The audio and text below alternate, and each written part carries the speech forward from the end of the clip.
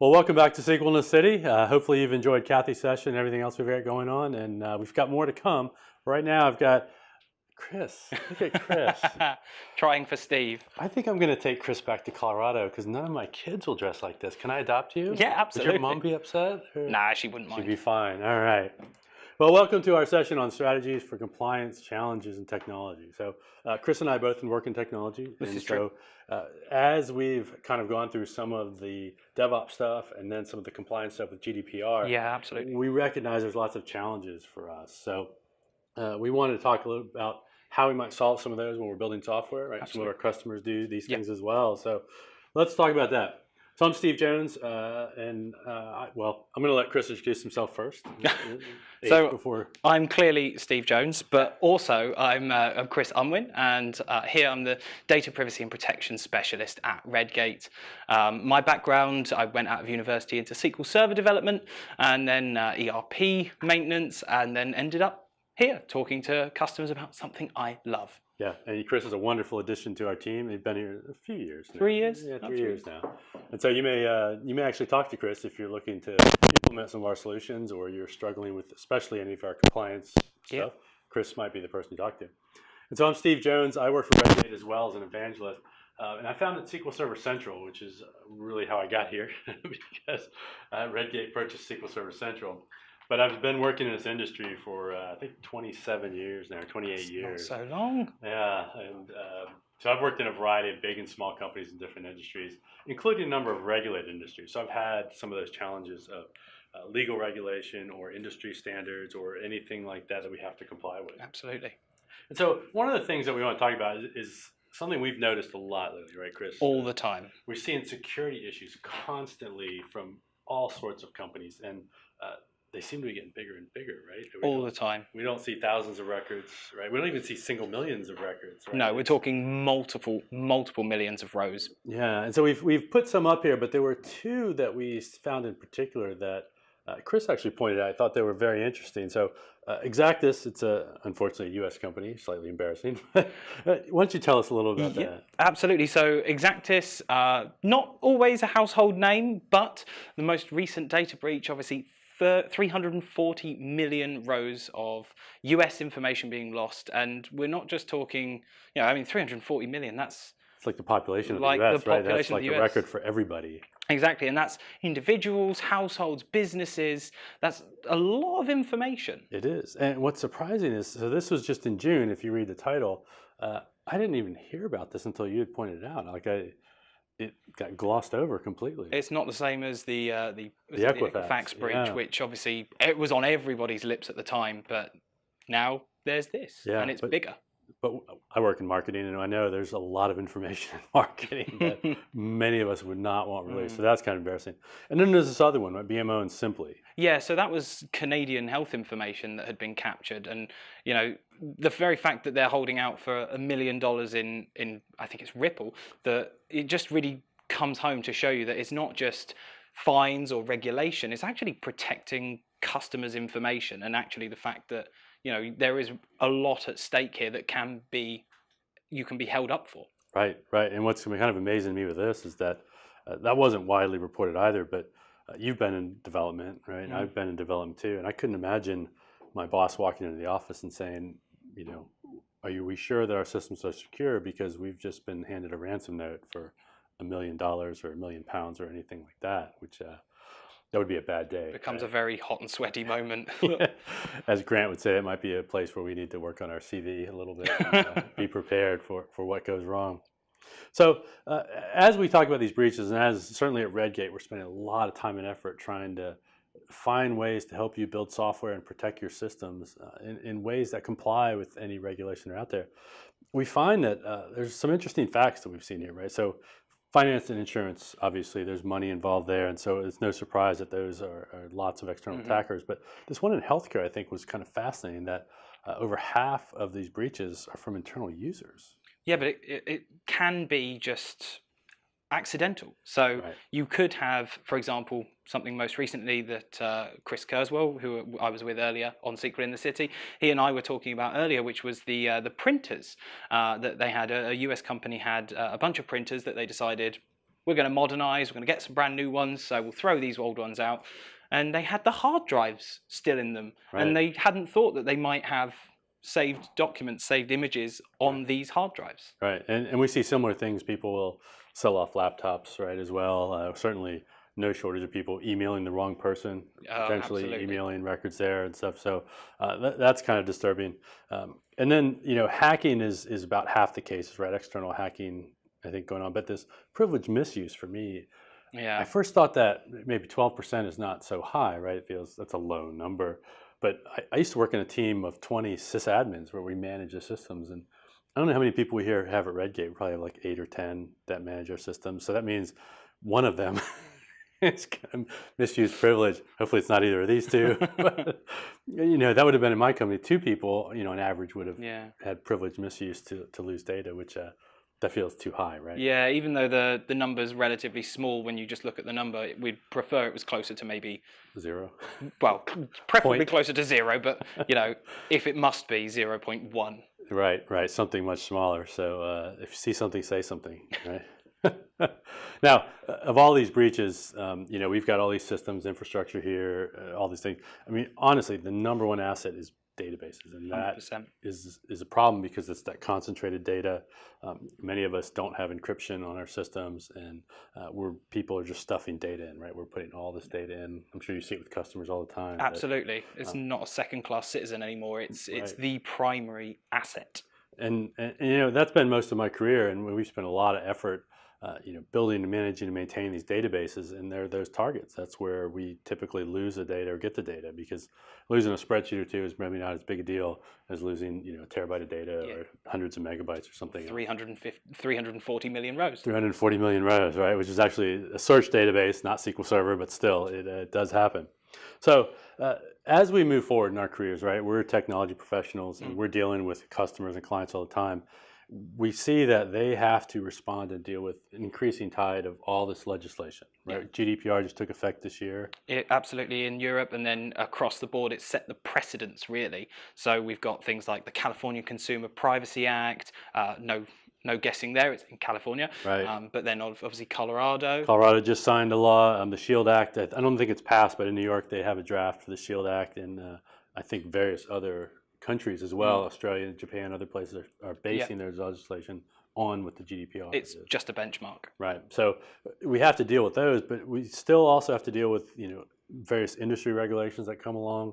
I've had to deal with ISO before, which is voluntary. Well, voluntary for the company, not for me. I definitely have to comply.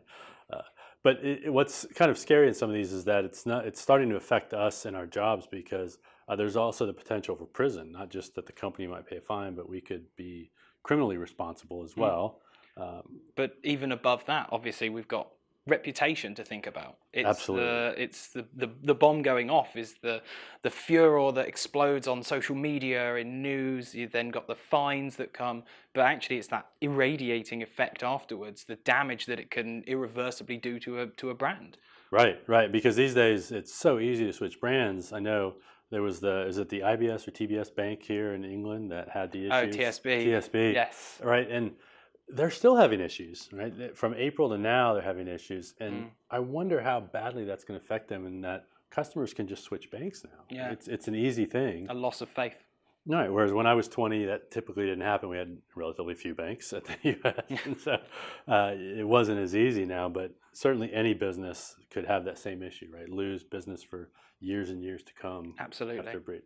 So what we want to do is talk about some of the things that we should be doing, right? Doing better. And part of that for us in technology is that we want to think about these things when we're building software, we're deploying it, we're managing it. Anything we're doing, we have to know how we're dealing with the data, how we're protecting it, certainly access controls.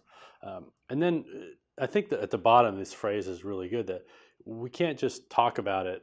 We have to actually prove it, right? Yep. We're getting to the point where auditors want us to prove things. Exactly. We need to show that we've gone through all of our information, that we know what we have, what it is, does it need to be protected, how are we going to protect it, and actually having some context to form the basis for that is so essential. It is, right? And we can't just kind of try to describe it, we can't just plead ignorance. We actually need to show that we're going through the effort here. And that's actually part of the GDPR, that if we're making this honest effort, we may not incur the fines or as much of a penalty as we would otherwise. Absolutely. Right. And so one of the things we want to do, I think Chris wants to show some demos of one way to start this process, right? Absolutely. So the key way that we've seen to starting this process is by building up this contextual information, almost like a catalog of all of our data, so that we know what we have and how it needs to be protected. So what we've got here is obviously Redgate's solution to this particular problem, and actually being able to start somewhere and define that context. So what we need to do is go into our instances, go into our databases, and actually see what we have that needs to be classified, for lack of a better word. And so all these are different databases, right? These are all different databases. As you can see, we've already started our team's effort to go through the columns on the tables across our databases and figure out exactly what is confidential. You can see we've got some labels up here for confidential GDPR, so it's aligned with that taxonomy from Microsoft. And then we've got a bunch of other fields that also need to be classified. Right, so all these red means we've got columns and tables that we've not classified yet. Absolutely. It's not that they're not sensitive, it's just that we haven't yet given them some level of classification. So let's do something. Absolutely, so let's go through and take a look at one of our, let's say, our forums database, which actually we'll find at the bottom here. So the one on the left here. So the one on the left here, forums-redgate-com production. And you'll see that we've got a few classifications here already. We can click in there. And you'll see that we've got some blank ones where we haven't yet classified.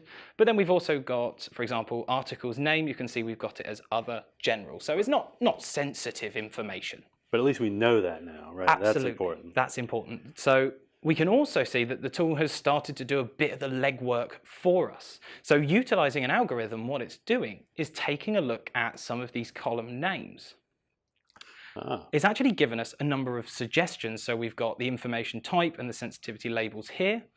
We can change these if we want, but to me, that looks pretty bang on. That's pretty good. And how do we come up with these? How do we pick the type and the sensitivity? Is it you? Did you code this up? Oh, absolutely. No, this is actually utilizing a similar algorithm to the one Microsoft uses. So essentially, we're looking through at those column names and deriving from there what kind of information it might be. Okay. So let's classify these. Well, let's just assume these are good classifications. So do I have to click all of these? Yeah. No, so bulk select and apply these suggestions. And there we go. They've all disappeared. They've all been applied, and at this point they have either been applied to our extended properties against those columns. Right. But actually, we can also choose to have them stored separately if you've got, say, a third-party database as well. Okay. And so there's other ones we could still go through here and classify, but for now, we've just set those based on the suggestions, right? So we've started our process. Absolutely. And then how do we use this classification? So, of course, the other side to the Redgate coin is going about creating other environments, being able to utilize our technology to provision ourselves copies of databases. All right. So we're here in SQL Provision, part of that SQL Data Privacy Suite. And if we go to, for example, start creating these copies of databases, what we can do is click on, let's create a new copy from a live SQL Server from our development instance. And if we were to then choose, for example, that same database that we've just gone through and classified, we can click there and hit continue. And what it will do is actually tell us, hey, hang on a second. This database has columns that have been classified as confidential GDPR. So now we're aware of when we're reusing sensitive information in another way. Right? Absolutely. It starts to round out our picture. So that's great.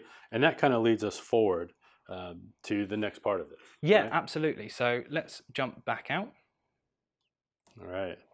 And so one of the things we have as technology professionals that we have to be aware of is that we want to ensure that our data is protected well and it's secure. And so you've been a developer, I've been a developer. We've probably been in the same situation where we're doing work and somebody gives us a copy of production, or they restore it and tell us, go to this development server and we can see all of that data. Here's your information, it's good to go. What we do in development is obviously we know how it's going to affect our production environment. Right, and it's helpful for us. We like that, but what we find is that we don't secure those development environments as well as we do the production environments, and so that becomes a problem moving forward. And it's not just us, right? It's not just Chris and I that have done this, but in our state of DevOps or database DevOps report, which it's not just Redgate customers. We actually hire a survey company to do this amongst lots of SQL Server customers, and found that the vast majority of organizations still use production data in development environments today. And so it's still happening, which is it's disconcerting because some of those databases have my information, right, and your information, absolutely, and our parents' information. Yep. And so we worry about that. And as technology professionals, we have this tension here when we're trying to build software or deploy software, in that developers want to move fast, right? Yeah. You just need to get work done. Yeah, it's a friction essentially. Not only do we want to get work done and deliver value, deliver that that implementation further up our pipeline, but we also want to make sure that when we pull something back, we're protecting it. We do, right? And the tension for the developer too is that it's better, it's easier to use real data when we build features, because then we know what the customer will see then, right? So if we talk to them about how something will appear on a screen or report, we have some context that we have shared data, and I understand that. And certainly we also want to move fast in that we want copies when we need copies, right? So we don't want the DBA to take a data, back it up, and then the data obfuscate it or change it, and then we get it 2 days later. We want to go faster. But the DBA, right, because I've been a sysadmin infrastructure person, I worry about that data because I know the security is not the same.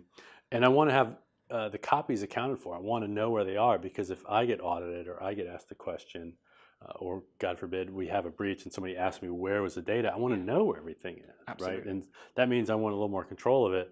And certainly I want control of that sensitive data. Yeah.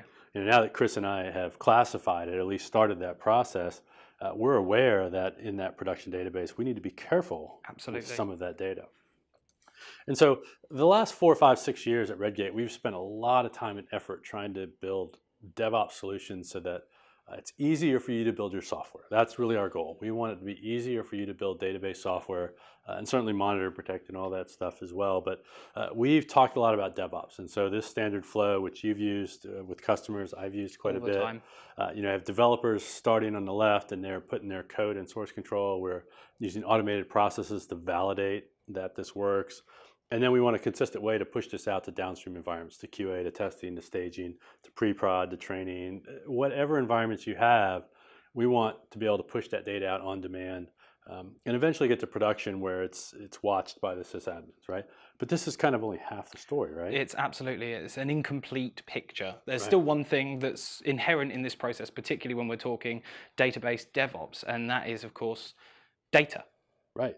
And so ultimately, what we find, especially from that survey, that database DevOps report, is that really we have a cycle of data going, right? So we're pushing software out, but we have all this stuff at the bottom that's happening back, where we certainly want to back up and watch our servers, tune them, right? Grant talks a lot about that. How do we better tune our queries, get better performance out of our systems? But we also have this provisioning piece, right? I mean, you showed a little bit of that earlier, but we have to get something back that developers can use so that we can do our jobs. Absolutely. But we want to do it in a way that ensures that sensitive data is not flowing through. Exactly. We want to remove it even from the scope of legislation. The last thing we want to do is put our customers' details at risk, but we do want to deliver value. We do want to move fast and get that value up that blue line, and then bring it back, make sure we're still pulling back that value along that green line as well. Right. And so we don't want to slow you down. We don't want to interrupt DevOps, but we want it to just be better. And so now let's look at a little more of what Redgate has come up with. Absolutely. So we found ourselves in the position earlier where we had, say, if we jump into Management Studio to begin with, you can see that we've got, a lovely bit of help there from SQL Prompt. Right. Which one's production, do we think? Is it the red one? It's the red one. That's the one we worry about. Absolutely. That is the one we're worried about, because it is our production environment. You know, nothing should happen in this environment without, obviously, the say-so of people far above my pay grade. Right. But the thing you'll notice is that in this green section, we do also have a development environment. Right. But the key difference, well, there actually isn't a difference. No, there isn't a difference. There isn't a difference. So the data is the same. So, if you look on the right side and then the middle pane, the data is exactly the same. So that's the situation many of us find ourselves in, right? Production and development are the same. It's a backup and a restore, and that is the process that we want to move away from. What we would ideally like is a way to make these copies. Right. And over on the far right, that we've got these two databases Chris is highlighting. There are our production and our development. So we've only got two environments right now, which also isn't adequate. That's all we've got space for, though. Right. So what can we do to make this better? Well, what we can do to make this better is by utilizing that same SQL provision technology that we were talking about earlier.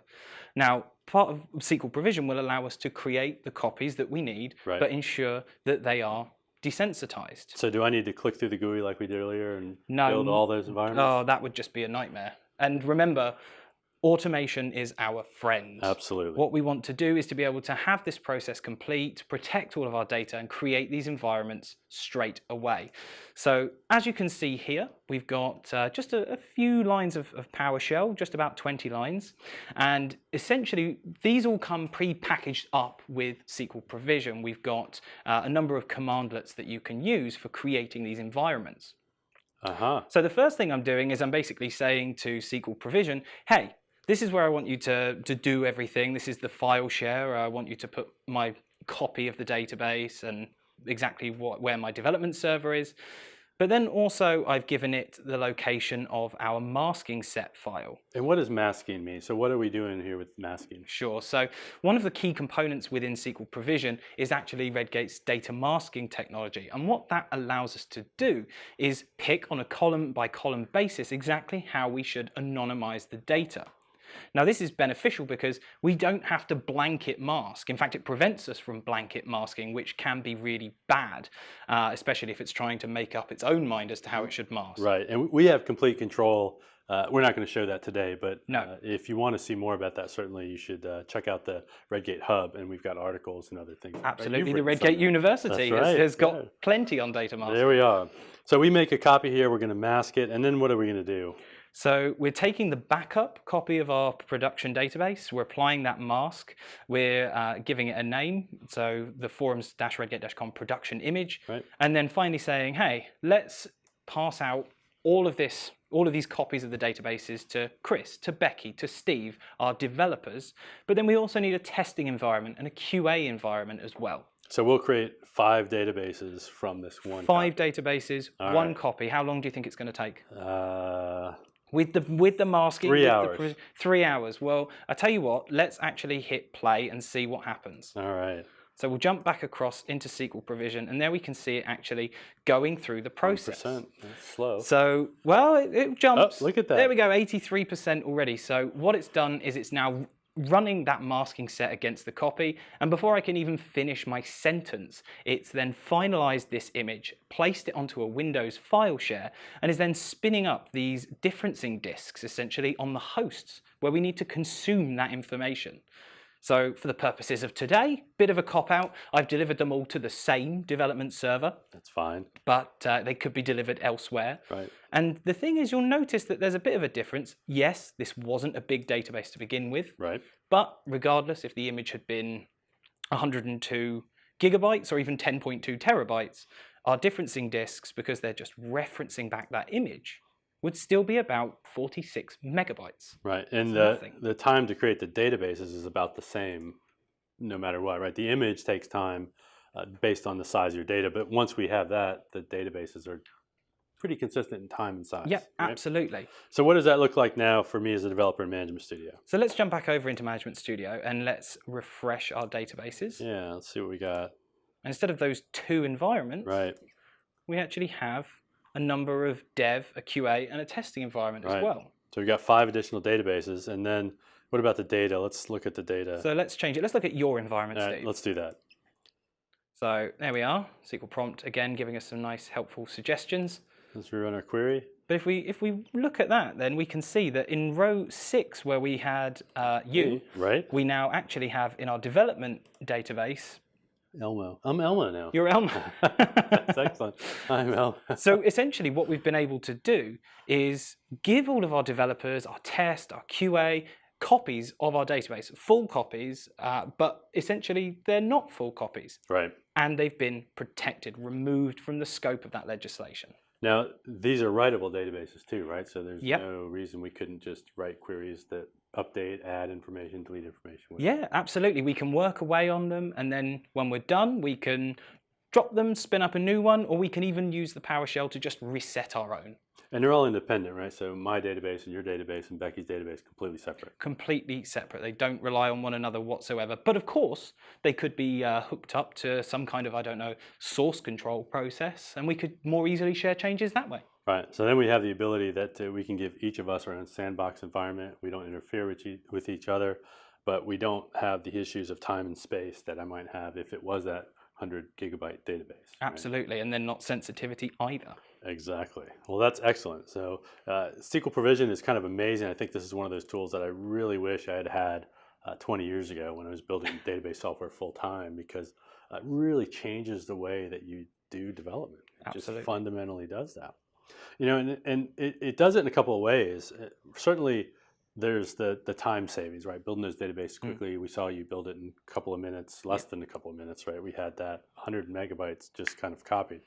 But more importantly, we're protecting that data, right? So absolutely, we've masked it in the traditional way that I've done this throughout my career. I would have all these environments that I see on the left with just PII data, because typically we either forget or we don't want to mask the data. It's too difficult. Or it just takes too much time, so we skip it, right?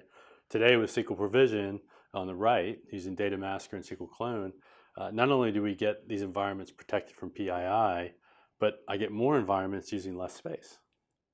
I can't think of a more ideal process. Right, and you can see from the math there, the more you build environments, the more places you try to use it, the more developers you have, the more you kind of amplify the power of SQL Provision. Yep. So hopefully you'll check that out. It's kind of amazing. And ultimately, I think the important thing for us as technology professionals here is that we're kind of building that barrier where we know we've spent time, effort, resources to protect production. We have to certainly have the sensitive data there. Yeah. But we don't want it to flow through to the non-protected, non-production, non-secure environments. Right? QA, development, CI, each developer, whatever you come up with. We've kind of built that barrier here with SQL Provision that really saves you time, money, space. Right? Yeah. And it's incredible, right? Customers love it. Yeah, absolutely. And being able to audit exactly where our data is going, as you saw there on the clone dashboard as well, that we could see exactly who was getting these copies, who was making them, where they were located, when they were created, and being able to go back through and see exactly when this all happened is, again, just feeding into that, well, show me, don't tell me mentality. Exactly. You know, and there's a lot more to SQL Provision. We've got some stuff on Redgate University. Right? That was from you, I think. Yep. Right. So if you want to learn more, you should go to redgate.com/hub and look for the Redgate University, and then pick the SQL Provision courses, and Chris will teach you a lot more there. We're kind of wrapping up. You know, we believe in DevOps. We believe in trying to build better software here at Redgate. We've spent a lot of time and effort, a lot of resources to find solutions and then package those up into tools. And we really do think of it as a circle. So I love this diagram, right? Yeah. This DevOps is that there's all these things that have to go together, but they're linked together and they're happening constantly, right? We don't walk through it once, we do it over and over again. The parts that affect us that we've talked about today, understanding where our sensitive data is and dealing with it, those are kind of the blue areas, right? We want to provision that. We want to make sure that in these building and testing and validating environments that we are protecting this data because that's super important, right? Exactly. All right.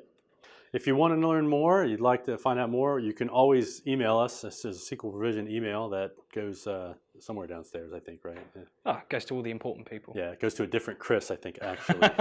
Don't bring him in, oh goodness. But you can email us, and then certainly at redgate.com/hub, we have all of our product learning information. We'll answer questions. Chris and I are both on there, as well as others. Absolutely. That we'll answer questions if you have them. And then certainly we have other events, other webinars that we will discuss some of this stuff. And then, of course, Redgate University. Absolutely.